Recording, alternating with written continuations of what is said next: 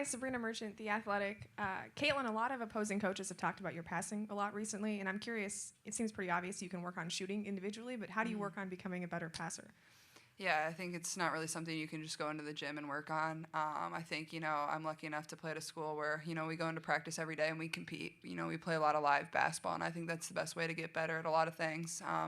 Even, working on lowering my turnover numbers, I think that was a huge thing, is just, playing basketball. We always play pickup in the summer when you can't work out with your coaches as much. So I think that's the biggest thing. But honestly, I played soccer from a very young age, and I think, understanding angles and reading angles is something that, helps your passing. I'm able to anticipate a lot of things and know where I need to get my teammates the ball and on time. So I think, understanding angles and anticipation is just like the biggest two things that, help me be a good passer. Eden Lassie, Just Women's Sports. This is for Gabbie. You and, the other two starters other than Monika and Caitlin have really taken on big roles this season, and over the last couple seasons they've grown. How have you been able to grow into that role to help kind of elevate this team?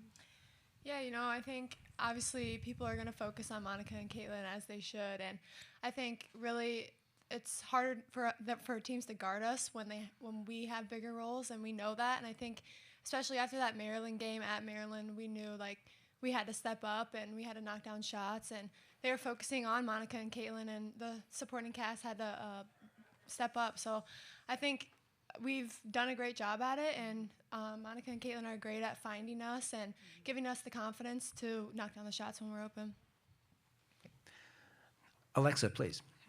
Hi, Alexa Philp with ESPN. I guess any of you or all of you, whoever wants to answer this. I know Coach was talking about how Georgia and Colorado play different types of defense, but is there anything that you can take from that Georgia game and playing a team that really prides itself defensively into the game tomorrow?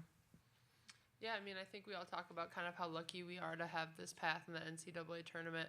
I think defensively they all do a great job. Obviously, I'm a little bit more focused on post play.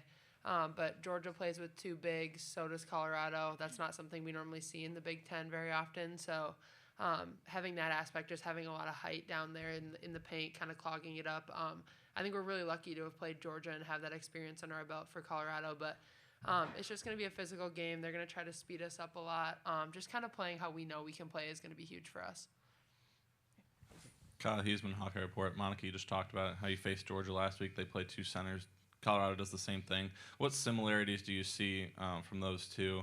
And how does the matchup just altogether kind of be similar to last week? Yeah, I think it is super similar. I think that for me and McKenna, having that under our belts, just the physicality of it more than anything. When you play with two centers, we both have to box out harder, crash harder, all these different things. And it kind of adjusts our game a little bit, adjusts our shots a little bit. So having that under our belt, just kind of having a sense for the physicality of it's really helpful for us. Okay. Go ahead. Jeff Linder, Cedar Rapids Gazette for anyone. Someone asked Coach Bluter what game was kind of a trigger for you, a turning point, what win, and she said it was the Maryland loss, just before, the Indiana game and all that. How was that a turning point, and how were you able to get things rolling again after that? Yeah, I would totally agree with Coach Bluter. I think that loss, kind of stung a bit. I think, we understood, a lot of people are going to go back and watch that film and have a blueprint of how to beat Iowa.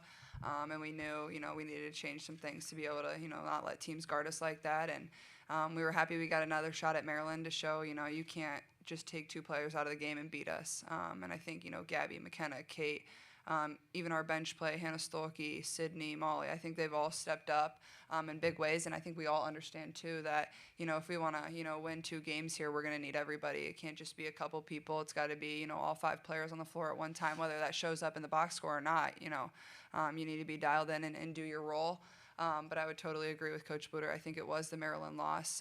Everybody knew that we had to elevate our games to a different level, and understanding, people are going to watch that film and think they have a way to beat us. And I think we understand now that, we've seen about every defense you can throw at us. Junk, zone, man-to-man, pressure, full court, every press. So I think finding confidence in, we've been successful versus basically every defense. It's just executing who we are. I'll get to you. I got a Zoom question. I'll get to you right after that, okay? So hang tight. Susan Harmon on Zoom, please.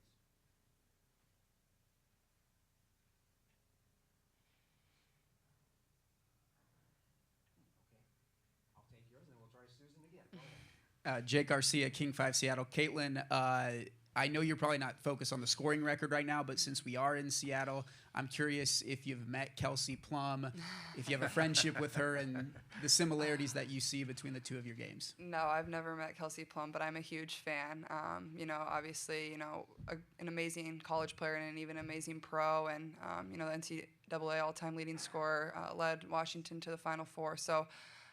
Somebody I really admire, but I did not make that connection. But she is tremendous. I love watching her play. I think she plays with a fire, a passion, that I try to play with and emulate.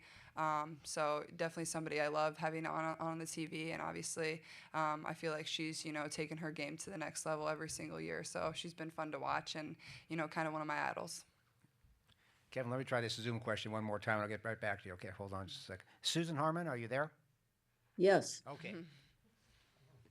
Am I on? You are. Okay, Susan Harmon, hawkfanatic.com. For Caitlin or Gabbie, how does their guard charade impact their play on both ends? Yeah, she's really fast and quick, and she loves defense. I mean, she's going to get up in your shorts. She's going to pressure the ball. She's going to try to get in your head. She's going to run through passing lanes. But I feel like it's something we haven't seen before. She plays with a lot of energy and passion, and she is that leader for their team. And, she's going to drive in the paint hard, and she's going to find her post. But I think if we just really lock down on defense and play hard, I mean, we'll be fine. Mm-hmm. Kevin, go ahead, please. All right. Kevin Pelton, ESPN. Caitlin, curious about your soccer comment. What position did you play, and what was kind of your style? Definitely not defense. I was the forward. I scored the goals. But soccer was the first ever sport I played, and I actually played all the way through my sophomore year of high school. And it was really hard to give up. But in Iowa, soccer's in the spring, which was when AAU basketball was. So I kind of had to make a decision, and I honestly probably could have gone on and played D1 soccer too, but. Decided basketball was probably going to be a better route for me, and it worked out well, but I definitely miss it, and, I had a lot of fun watching the World Cup and stuff, but I do give it a lot of credit for, foot quickness, reading passing angles, things like that, so, I loved getting it to play it, and it was the first ever sport I played. Go ahead, please.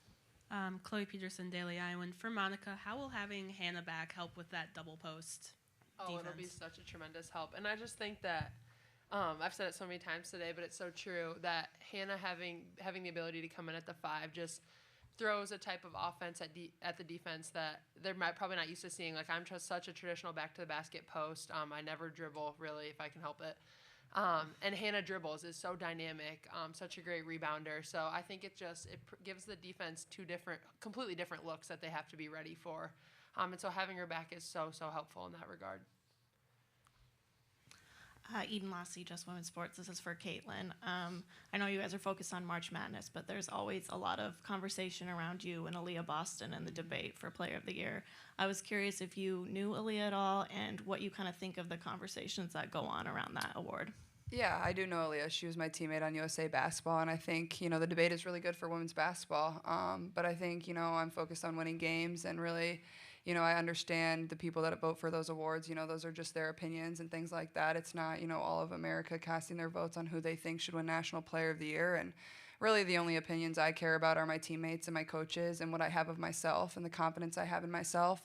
But like I said, I think Dawn Staley said it really well last year. We need these conversations for our game. That's what grows it. It shouldn't just be one person end all be all. It should be, there should be conversations because that's what helps the game grow. You see it on the men's side all the time. You never know who's going to win Player of the Year, things like that. So more than anything, I think it's really good for our game. But at the same time, I'm just focused on getting my team to Dallas. Caitlin, Jeff Linder, Cedar Rapids Gazette. Caitlin, you're really introspective on stuff like this. Colorado's the closest team here. They still had to come 1,300 miles with the 2 sites. Nobody's close to Seattle. Just your thought on what maybe could be done to make this format a little bit better. Yeah, obviously this is really new, so I think it's a learning experience for all of us. I've liked Seattle so far. I get to play in the arena that Sue Bird gets to play in, played in. I think that's pretty cool. But I don't know. I think there's going to be a ton of women's basketball fans here in general. I think, this is a city that supports women's basketball. Sure, would I love to be closer to the Midwest where it was a drivable distance for Iowa fans? Absolutely. But, say if Washington was here right now, I'm sure they would say the opposite. So I'm not going to complain about being in the Sweet 16. I'm honestly just really happy to be here. Would I love if it was in Iowa City? Yeah, but it's not. But I'm just here. I'm ready to play basketball. It doesn't really matter where it's at. Kyle Huseman, Hawkeye Report. Question for any of the players. In your guys' region, there's been some upsets. Stanford lost, Duke lost, Texas lost, all on their home court. Instead of, taking that as, hey, look at the way our region just opened up for us to make a run at the Final Four, is it more kind of maybe kind of another thing to just get your focus down on, hey, if we don't bring our best game, this region has already had a lot of upsets, and we could be the next one? Yeah, I think absolutely. And I think we understand that really well. We lived that last year, when we lost on our home court. So, it's sometimes hard to watch other teams, go through that. But I think that's what makes March Madness the best season or the best postseason tournament in all of sports. There are those upsets. There's Cinderella teams. There's teams going into 1 seeds and knocking them off. And that's just going to draw more people to the game. That's what's going to have people talking about the game. But, yeah, I think more than anything, it gives us an understanding if you don't come ready to play, you're going to go home. And I think that's what, makes this tournament so fun. Mara with the Seattle Sports Commission. You kind of teased it already, but you landed, you had a little bit of fun in Seattle, and you just came off of practice. So two-parter question. How did it feel to walk into the arena and onto the court for this practice? And then what's it been like for you in Seattle so far? I think it's a special feeling. Obviously, there's 16 teams left, and we're one of the 16 teams that gets to still be playing basketball. So I think, honestly, we're just excited for Friday and just blessed to be here and just happy to be here, honestly. Yeah, it's a beautiful city. We got to go to the Gum Wall last night, which was kind of fun. This is the furthest west, we went to Portland, but second time furthest west I've ever been. I think a lot of people on our team are similar to that. So we're just having a lot of fun. It's a really special trip. It's definitely a business trip, but it's cool. Our coaching staff does a good job of kind of letting us see the culture of the places we go to a little bit. So it's really fun, and we're really looking forward to the game. I think the arena's awesome, too. It's built down into the ground, right? Like Carver Hawkeye Arena? Okay, it's good vibes then. Got time for one more? I think Alexa back there. Hi, any of you can answer this. When you're talking about just the Maryland loss being that kind of turning point, was that something where, it was like a spoken thing, like the team had to get together and really just discuss how you move forward, or are you all just so kind of connected that it was almost unspoken where you just knew what you had to do and move forward? How did you, specifically come together after that? I think it was a little bit of both. I think it was honestly embarrassing what happened to us in Maryland, and we all knew that. When you get 30-pieced on the road, it's not fun. So I think it was kind of a group thing. Obviously, we had meetings with Coach Bluter and stuff, and our coaching staff does such a good job of kind of rerouting our focus. And we had Indiana coming up, which is another big matchup. So I think it was just we talked about it, yeah, but all of us knew we needed to change if we wanted to make it further than we've ever been before. So, a mix of both. And Maryland's a tremendous team, let me Yes. add. It's always fun getting to compete against them, and, they're a very hard team to play on the road. And I think we understood that, and I think we just, understood that wasn't an accurate representation of what our team is.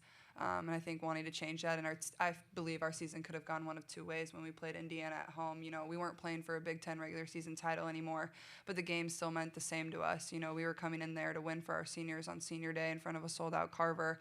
Our fans still showed up for us, and, we won on a buzzer-beating shot, but we felt like we played a dominating game against them the whole time. And I think we've been able to ride that momentum throughout the Big Ten tournament, the first 2 games of the NCAA tournament, and we're bringing that here too.